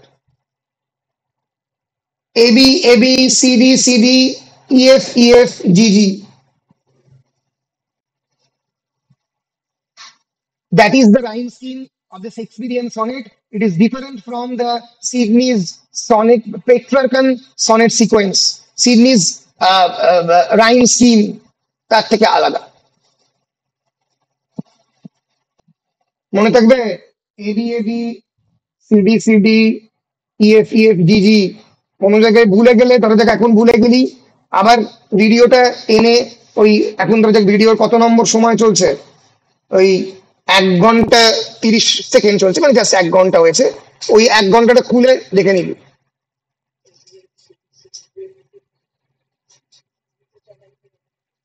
AB AB, CD CD, EF EF, GG. পরিষ্কার বল? হ্যাঁ স্যার। বেশ, তাহলে what characterizes the Shakespearean couplet? How does the poem change in the concluding couplet of the sonnet 29? 5 marks question, important question. কেমন করে মুডটা চেঞ্জ হলো দেখালাম। For thy sweet love remembered such wealth brings that I scorn to change my state with kings. তোমার এই যে ভালোবাসার যে ওয়েলথ এতটাই বেশি, আমি রাজা রাজাদের সঙ্গে এটা চেঞ্জ করতে রাজি নই। Okay, so the wealth in the couplet, এইগুলো লিখতে হবে উত্তরে। The wealth in the couplet does not refer to the material wealth or the material riches, but rather to the emotional and spiritual wealth that the speaker derives from his love for the beloved. তার যে spiritual এবং emotional wealth, সেটাকে এই স্পিকারের লাভ থেকে পাচ্ছে, which is more valuable to him. It is definitely intangible. Intangible মানে এটাকে ছোঁয়া যায় না, ধরা যায় না, কিন্তু ডেফিনেটলি এটা অনেক বেশি ভ্যালুয়েবল তার কাছে। ফলে আমি যেটা করছি সেটা, আমি তোদের কবিতাগুলো একটু মনেও করে দিচ্ছি। তোরা অনেকে ভুলে গেছিস, কবিতাটা রিভিশন হচ্ছে, ওই জন্যই টাইম লাগছে, কেবলমাত্র সাজেশন নয়, আমরা আনসারটাও বলার চেষ্টা করছি। এবার শর্ট কোয়েশ্চেন। আচ্ছা, 5 নম্বরের আমার মনে হচ্ছে না এর আচ্ছা না, আসতে পারে 5 নম্বরে, আসতে পারে। কয়েকটা ইম্পর্টেন্ট লাইন লিখে নে 5 নম্বরে। হ্যাঁ,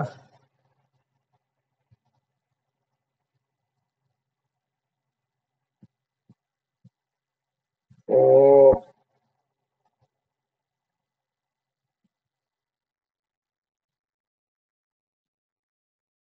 এই যে, আচ্ছা এই যে লেখ, what the speaker meant by the phrase, এগুলো সব মুখে বলে যাচ্ছে, এগুলো লিখবি, ঠিক আছে? এটা কোথাও লেখা নেই। What the speaker meant, MEANT, meant by the phrase, PHRASE, within quotation, quotationটা দেখে নে। Trouble deep heaven, trouble deep heaven with my bootless cries. Trouble deep মানে কি? DEF, deep heaven with my bootless cries. যে শুনতে পাই না। Exactly. Heaven, heaven referring to the God. God is unable to hear me. He's not able to hear my cries that I'm in utter pain and crisis. Okay? এখানে পুরো explanation করা আছে যে here deep heaven represents a divine realm that seems unresponsive or indifferent to the speaker's pleas. এত শক্ত ইংরেজি না লিখে সহজ ইংরেজি লিখতে হবে। That the heaven is unable to hear the poet, unresponsive or indifferent to the speaker's pleas না লিখলে হবে। Bootless means futile or in vain, indicating that the speaker's cries for help or relief seem to be unanswered. উত্তর পাচ্ছে না। This line suggests a crisis of faith or a feeling of abandonment of the higher power. That something known as God, some higher form of power, has abandoned the poet. আচ্ছা, question লেখ 3 নম্বর। Wishing, explain the following lines. Wishing me like to one more reach in hope. Wishing me, 3 number question এটা। তিন নম্বর মানে কি 5 নম্বরে 3 নম্বর question, তাই তো নাকি? না স্যার 2 নম্বর। এই 5 নম্বরে কাপলেট একটা 3 বললাম, নাম্বার হচ্ছে। হ্যাঁ কাপলেট একটা বললাম, একটা বললাম। ফার্স্টটা আরেকবার বলে দিন, কি বলছিস? ফার্স্টে বলেছিলেন ওটা আরেকবার বলে দিন, তাহলে মিস হয়ে গেছে। আর প্রথমটা তো ওইটা লিখে যে significance of the Shakespearean couplet and what is the significance of the couplet of the sonnet number 29। হ্যাঁ স্যার লিখেছি। লিখেছিস তো ওইটা? ওটা 5 নম্বর, ওটা 10 নম্বরে নয়। ওটা 5 নম্বরের 1 নম্বর প্রশ্ন। 5 নম্বরের 2 নম্বর প্রশ্ন হচ্ছে explain trouble deep heaven with my bootless cries. 5 নম্বরের 3 নম্বর প্রশ্ন explain the following lines wishing me line to one more rich in hope. এটা বলছি, আগে বল যে প্রথম প্রশ্নটা লিখেছিস কি রে হ্যাঁ, কবিতা? আরেকবার বলুন। আচ্ছা লেখ লেখ লেখ। What is the significance of what is the significance of the couplet COUP? What is the significance of the couplet COUPLET?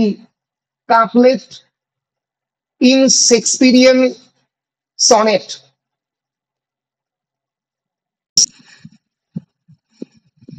জিজ্ঞাসা চিহ্ন, তারপরের পার্টটা ওই একই সঙ্গে আর কি বেসিক্যালি। এটা হচ্ছে explain the couplet, explain the couplet of sonnet number 29. Explain the couplet of the sonnet number 29.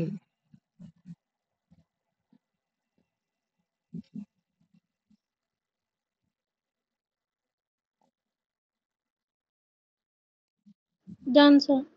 Done. Thank you. Sir বল। ওই যেটা বললেন একবার what the speaker meant by, তারপর কি বললেন? What the speaker meant by the, আমি কি বলে গেলাম, meant by the, এই কবিতাটা বলে দাও তো। What the speaker meant by the phrase within trouble deep heaven with bootless cries.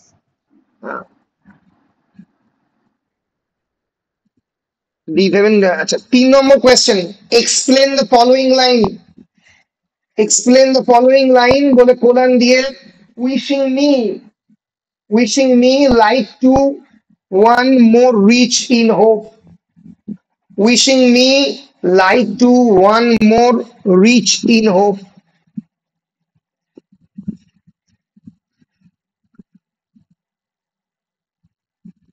Sir rich in rich in hope, এটাই এটাই লাইনটার সবচেয়ে বড় অ্যাট্রাকশন।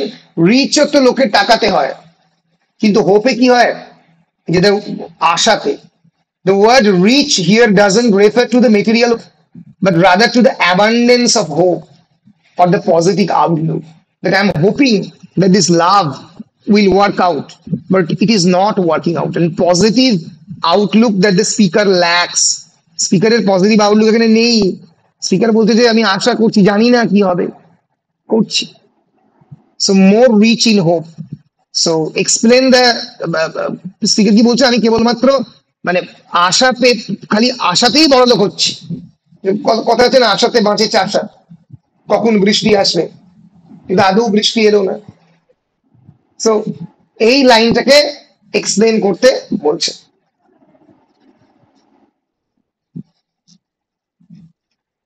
আচ্ছা আচ্ছা, খুবই ইম্পর্টেন্ট, সেটা হচ্ছে এই যেটা কাপলেট, যেটা আগেই বলে দিয়েছি প্রথম কোয়েশ্চেনটা, ওই for thy sweet love remember such wealth brings then that day I scorn to change my state with kings. এইটা হচ্ছে প্রথম প্রশ্নটা, যেটা বলে দিয়েছি। আচ্ছা, অনেক সময় যেটা মানে পরীক্ষায় অনেক সময় এরকমও করতে যে এই যে যেটা বলেছি, how does the Shakespearean sonnet differ from the other sonnet forms, 2 নম্বরের প্রশ্নে আসতে পারে। আচ্ছা, 2 নম্বরের প্রশ্ন আসতে পারে what does the word wealth in the concluding couplet of the sonnet 29 refer to. 2 নম্বরের প্রশ্ন আমি লেখাচ্ছি না, নিজেরা পড়বে, যত বেশি পড়বে তত বেশি পারবে। আচ্ছা, 2 নম্বরের প্রশ্ন কোয়েশ্চেন করতে পারে যে what effect does the memory of the beloved have on the speakers wishes. The memory is creating a cheerful wings for the beloved. এই ধরনের প্রশ্ন কিন্তু পড়তে পারে। ঠিক আছে, আচ্ছা বলতে পারে যে একটা সেন্সরি ইমেজারির এক্সাম্পল দাও, মানে what is the role of the sensory imagery in sonnet 29। Sensory imagery মানে এটা ফিল করতে পারে। এই এই এই একটা জায়গাতে আমরা দেখবো এই সনেট নাম্বার 29-এ there is a reference to the lark। lark মানে একটা পাখি। the lark's ascent symbolizes hope renewal in the poet's mind। lark মানে পাখি যেন আকাশের উপরে উঠছে, সেন্সুয়াল ইমেজারি। এই ধরনের প্রশ্ন মোরাললেস আসতে পারে। পরিষ্কার? বল পরিষ্কার কিনা? বেশ, তাহলে আমরা শেক্সপিয়ারিয়ান সনেট নাম্বার 29 শেষ করলাম। আমরা আজকে একটু ছোট্ট করে অন্তত শুরু করে দেবো, এর পরেরটা দু একটা কোয়েশ্চেন বলে দেবো। আচ্ছা, সেটা হচ্ছে যেটা আমি ক্লাসের মধ্যে পড়িয়েছিলাম, জন ডানের go and catch a falling star. আমি মোটামুটি ক্লাসের মধ্যে সাজেশন দিয়ে দিয়েছিলাম, আমি আরেকবার এখানে দিয়ে দেবো। আচ্ছা, খুবই ইম্পর্টেন্ট কোয়েশ্চেন, 1 নম্বর লিখে রাখ, মানে এটা আমি আগে মুখেই বলে দিচ্ছি। সেটা হচ্ছে যে John Donne's poem as a metaphysical poem. Analyze John Donne's go and catch a falling star. Like analyze John Donne's Go and Catch a Falling Star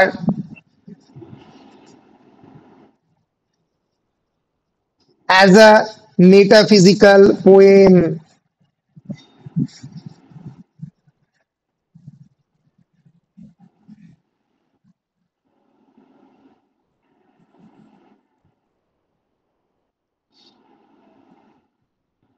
as a metaphysical poem লিখেছিস? John Donne's go catch a falling star as a metaphysical poem।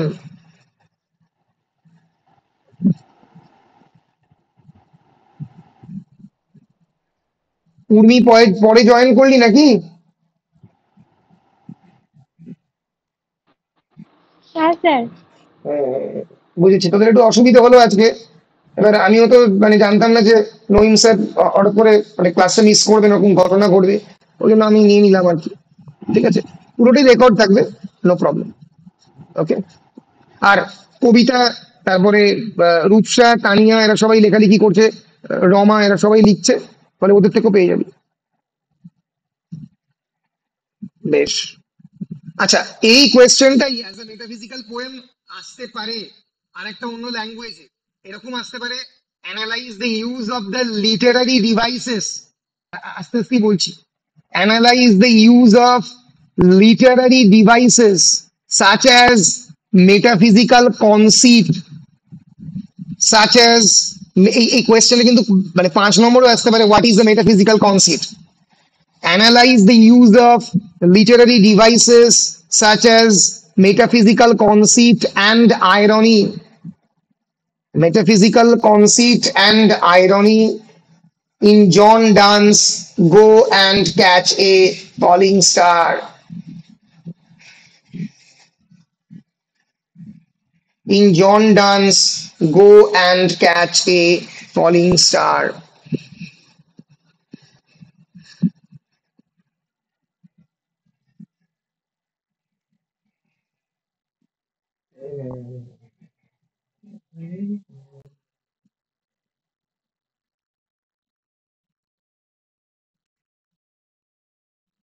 লিখেছো? Analyze the use of literary devices such as metaphysical conceit and irony in John Donne's Go and Catch a Falling Star। হ্যাঁ sir. বেশ, শুরুতে আমাকে বলতে হবে what is a metaphysical poem. আমি ক্লাসের মধ্যে বহুবার ডিসকাস করেছি এই বিষয়টা, এখানে একটু কম ডিসকাস করবো। Metaphysical poem, what is the meaning of the word metaphysics? Metaphysics মানে beyond physical. So metaphysical poetry has certain characteristics. It is a 17th century poetry. It is marked by the use of elaborate figurative languages, original conceits, conceit মানে তুলনা, paradoxes, and philosophical topic. And here are some of the important components of the metaphysical poet. Who are the metaphysical poets? এই metaphysical poem কথাটা প্রথম use করেন Abraham Cowley in his lives of the most eminent English poets, এই বইয়েতে। তোমরা জানো আমি ক্লাসের মধ্যে বলেছিলাম, and some of the very well known metaphysicals are John Donne, Abraham Cowley, George Herbert, Henry Vaughan, Andrew Marvell. These are the metaphysical poets. এবার তারপরে আমাকে সরাসরি চলে আসতে হবে যে characteristic of the metaphysical poetry.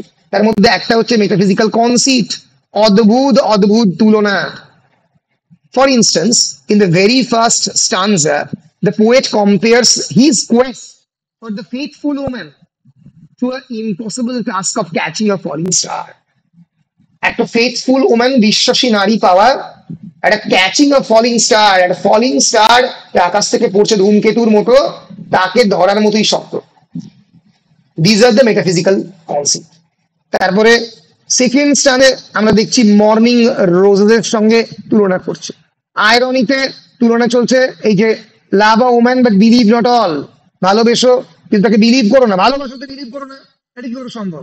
এটা একটা আয়রনি। আয়রনি মানে বলছি এক, কন্ট্রাডিকশন থাকবে যার মধ্যে, বলছি এক করছি আর এক। Love a woman but do not believe in that woman, এই ধরনের আয়রনি কনসিটে ভর্তি মেটাফিজিক্যাল পোয়েম, এইটা বলতে হবে কাকে মেটাফিজিক্যাল পোয়েট্রি বলে তাকে। আচ্ছা, 10 নম্বরে 2 নম্বর প্রশ্ন, লেখ explore the theme of love and ডিসইলিউশনমেন্ট।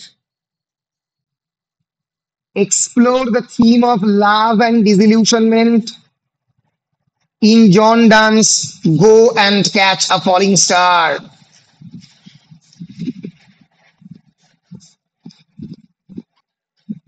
এই ডিসইলিউশনমেন্ট লিখেছিস, DISSILL, ডিসইলিউশন, DISSDISILLUSIONNENT, ডিসইলিউশনমেন্ট। তো তারপর বলে দিন না আরেকবার। Explore the theme of love and disillusionment in John Donne's Go and Catch a Falling Star. ডিসইলিউশনমেন্টের বদলে অনেক সময় আসে লাভ অ্যান্ড সিনিসিজম, ওপরে লিখে দেখ CYNY। সিনিক মানে কি? যে সবকিছুকেই সন্দেহ করে। সিনিসিজম, CYNYNICISM, সিনিসিজম। এই কোয়েশ্চেন অনেক সময় পরে discuss the role of cynicism and scepticism. ওই ডিসইলিউশনমেন্টটাই সিনিসিজম, যে আমি চাইছি ভালোবাসাটাকে কিন্তু পাচ্ছি না, আমি সত্যিকারের ভালোবাসা খুঁজে পাচ্ছি না।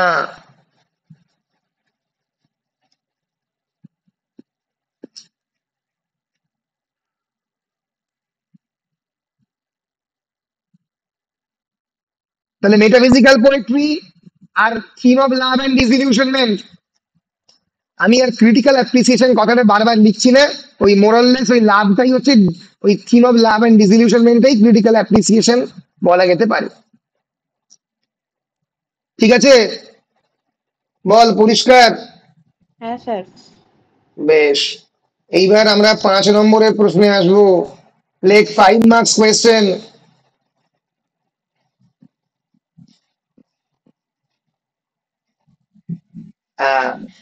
লেখো, what does the poet meant by mandrake root? What does the poet meant by mandrake root? আমরা জানি ম্যান্ড্রেক রুট হচ্ছে এক ধরনের ম্যাজিকের সিম্বল, যেটা কোনোদিন খুঁজে পাওয়া সম্ভব নয়। ম্যান্ড্রেক একটা গাছ, তার রুট। সো এখান থেকে 5 নম্বর কোয়েশ্চেন দিতে পারে, ম্যান্ড্রেক রুট বলতে কি বোঝাচ্ছে। আচ্ছা, এর অ্যান্সারটা না পাইনি আগের বার খুঁজে। এটা পাসনি তাই তো? দাঁড়া আমি লিখে রাখি, চাইল্ড উইথ ম্যান্ড্রেক্স। তাহলে এই লাইনটা এক্সপ্লেন করবো তাই তো, গেট উইথ। আরে এটা আমি দাঁড়া ওয়েট কর, এইটা পুরোটা এখানে রাখা আছে রে।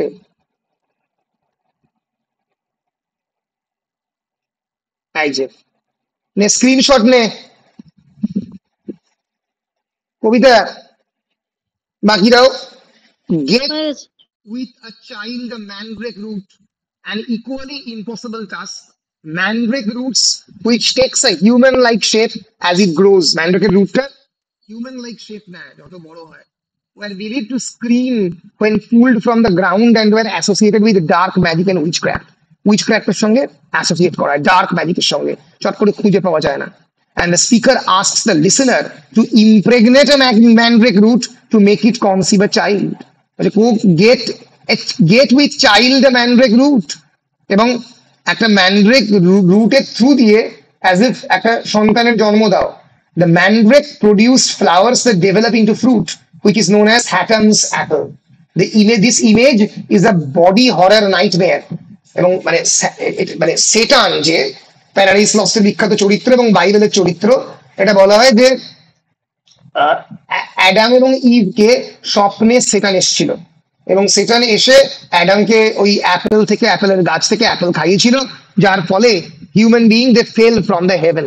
ঠিক আছে, তো এই এই এই যে ম্যান্ড্রেকের রুট থেকে অ্যাজ ইফ সেটানের তৈরি অ্যাপেল গাছের জন্ম হয়। ওকে, এই অ্যালিউশন বলছে যে gate with child Mandrake root, অথবা একটা সন্তানের জন্ম দাও একটা ম্যান্ড্রেক রুটের মধ্যে দিয়ে, ম্যান্ড্রেক রুট খাইয়ে। তো এইটা পাওয়াটা এতটাই ইম্পসিবল যতটা পাওয়া একটা ফেথফুল ওমেন পাওয়া।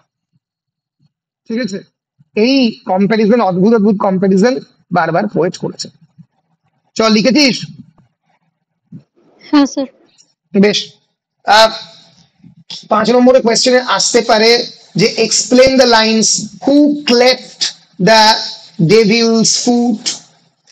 হু cleft the Devil's foot. Cleft মানে ইমাজিন করা হয় যে ডেভিলের পাটা দুটো ভাগে, হ্যাঁ দুটো ভাগে। কে ডেভিলের পাকে দুটো ভাগে ভাগ করেছে আমরা জানি না। It can be anyone. God, god তো করেনি, গড ডেভিল কি ক্রিয়েট করেছেন আমরা জানি না। So it can be anything. Who cleft the Devil's foot.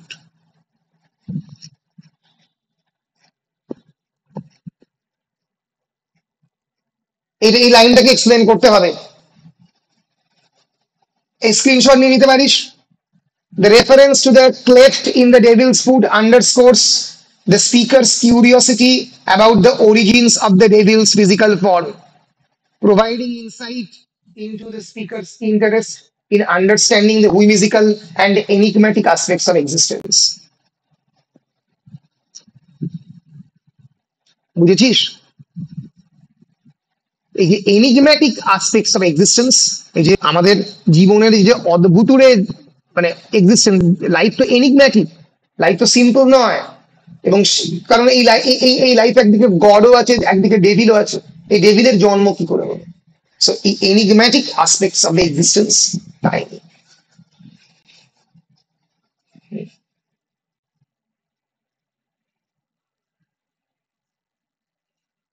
বেশ, পরিষ্কার বল, পরিষ্কার কিনা? স্যার বলছে এই কোশ্চেনের উত্তরটা ওই শুধু প্যারাটা দেখলেই হবে তো? ফলোইং এর যে প্যারাটা রয়েছে ওইটুকু হ্যাঁ, 5 মার্কের জন্য। 5 মার্কসের এই প্যারাটা লিখলেই যথেষ্ট হবে। ঠিক আছে, হয়ে যাবে। যতটা মানে একটা আনসার যতটা দরকার ততটা লিখলেই হবে। এবার স্ট্যান্ডার্ড 5 মার্কসের জন্য এক পাতা, এক পাতা মানে হাতের লেখা এক পাতা, মানে এবার এইটা লিখতে লিখতে তো এক পাতা কাছাকাছি চলে যাবে। ঠিক আছে, এটা বেশ ছোট্ট মানে ফর্মে দেওয়া আছে। বল, পরিষ্কার?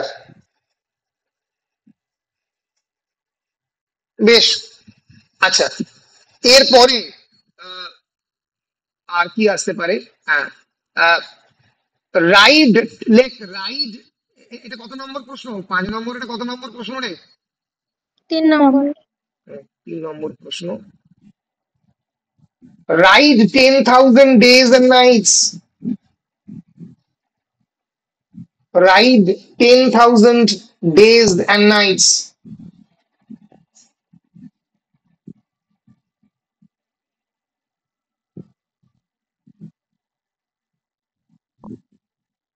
ড্যাশ দিয়ে লেখ how the poet uses here the idea of the time, how the poet uses here the idea of time in the poem, how the poet uses here the idea of time in the poem.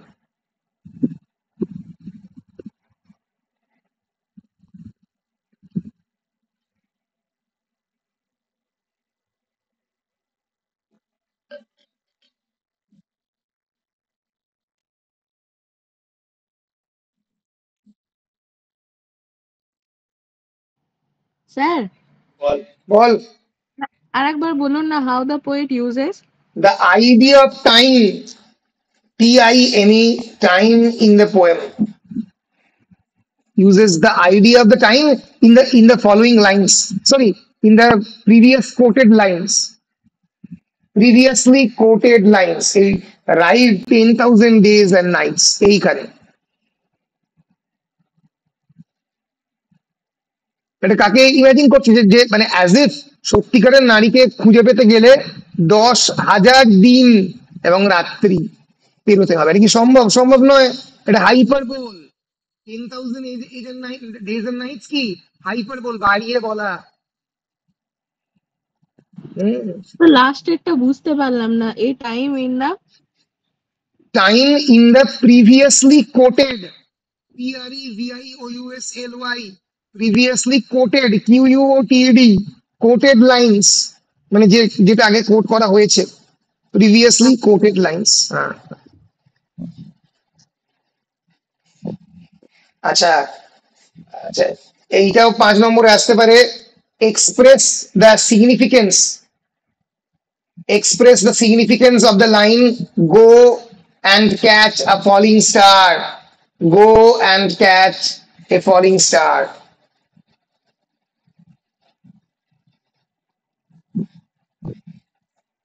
লিখতে হবে কেমন করে go and catch a falling star মানে এটা কি আছে। আর একটা প্রশ্ন আমি লেখাবো, এটা মানে এটা লিখে নে, express the following lines, go and catch a falling star. লেখা হলে বলবি, একটা কোয়েশ্চেন 10 নম্বরে জাস্ট অ্যাড করাবো, হঠাৎ করে মনে পড়লো আসতে পারে, জেনে রেখে দে কেমন করে অ্যাপ্রোচ করবি যাতে মাথার মধ্যে যাতে মাথাটা খেলে সেটা।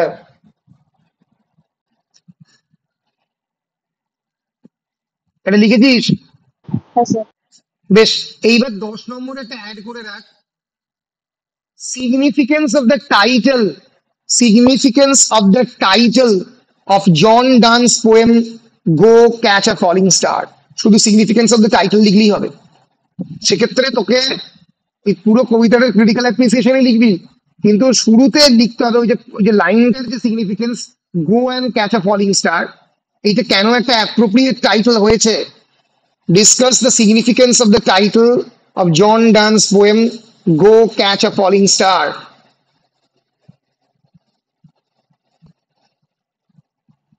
এইটা ডিসকাস লিখবো না এক্সপ্রেস লিখবো? ডিসকাস লিখতে পারো, একই, ডিসকাসও ভালো, কোয়েশ্চেনের ক্ষেত্রে ডিসকাস ভালো। আচ্ছা স্যার।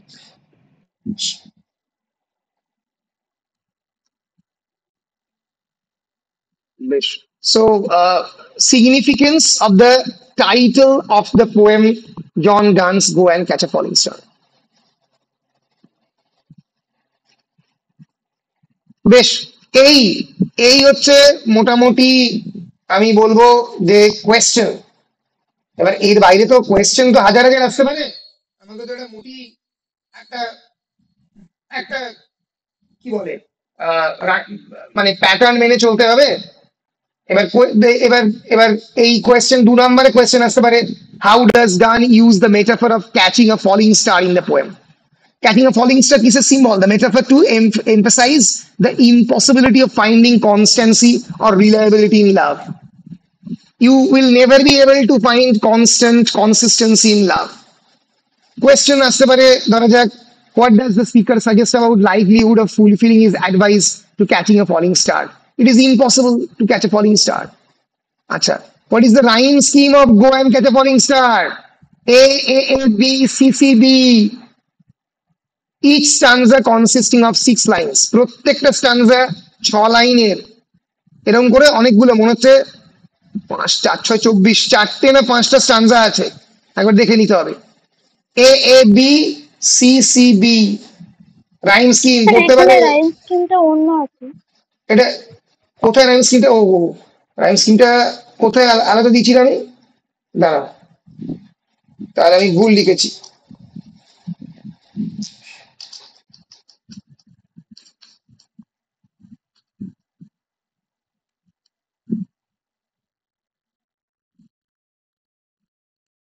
দাঁড়া একবার দেখিনি আমি রাইম স্কিমটা, তাহলে বলতে পারবো।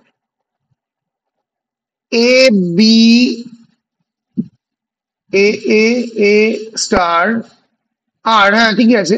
এ B A B A B A B, হ্যাঁ A B A B sting, হ্যাঁ আলাদা আছে, ঠিকই বলেছিস। সি সি ই ই,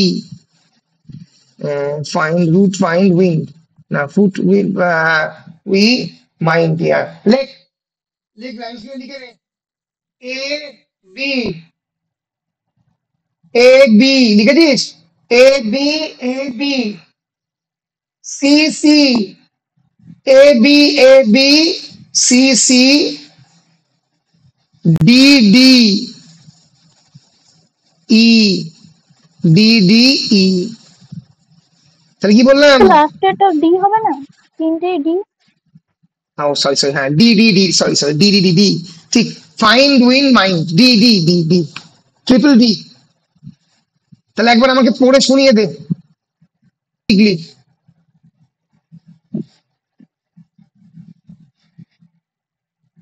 কই রে, একজন কেউ পড়ে শুনিয়ে দে আমাকে, কি লিখলি রাইম স্কিমটা? A B, A B C C D D D. হ্যাঁ ঠিক, এইটাই রাইম স্কিম। এই যে আমি লিখেছিলাম এখানে, অ্যাকচুয়ালি ঠিকটা এখানে লিখেছিলাম। Rhyme scheme structured as A B C C D D D. এই রাইম স্কিমে লিখে গেছেন পোয়েট কটা প্যারা? একটা প্যারা, দুটো প্যারা, তিনটে প্যারা, তিনটে প্যারা, 3 6 18। বেশ, তাহলে আমরা শেষ করলাম আমাদের 3টে পোয়েম। আমরা শেষ করলাম কোন 3টে poem? Sidney's Aristotle and Stella, sonnet 29, go and catch a falling star, suggestion দেওয়া। পরের দিন আমি চেষ্টা করবো জন মিল্টনের on his blindness, solitary reaper, bright star এবং শি ওয়ার্কস ইন ডিউটি, 4টে দিয়ে দেওয়ার। তাহলে মোটামুটি আমাদের 4টে 5টা ক্লাসের মধ্যে আমরা পুরোটা শেষ করতে পারবো। এবার তোরা বল যে তোরা মোটামুটি উপকৃত হচ্ছিস তো? মোটামুটি সনেট গুলো আরেকবার রিভাইজ হয়ে যাচ্ছে, মোটামুটি জানতে পারছিস? বল, উপকৃত হচ্ছিস তো? হ্যাঁ স্যার। হ্যাঁ স্যার। বেশ বেশ বেশ বেশ, দাঁড়া আমি রেকর্ডটা অফ করি, করে একটা জিনিস জিজ্ঞেস করবো একবার।